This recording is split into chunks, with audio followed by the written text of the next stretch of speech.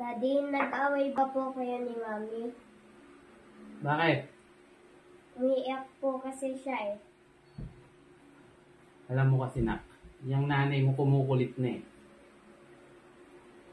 Sabi ko sa kanya, wag na wag niya akong pupunuin.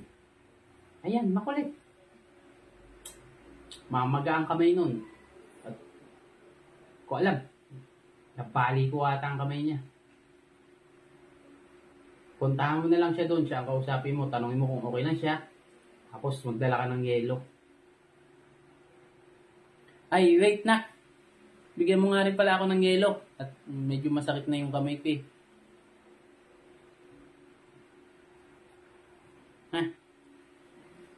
Yan. Thank you. Sige na, pumunta ka na doon sa nanay mo. Baka magapa ang kamay nun.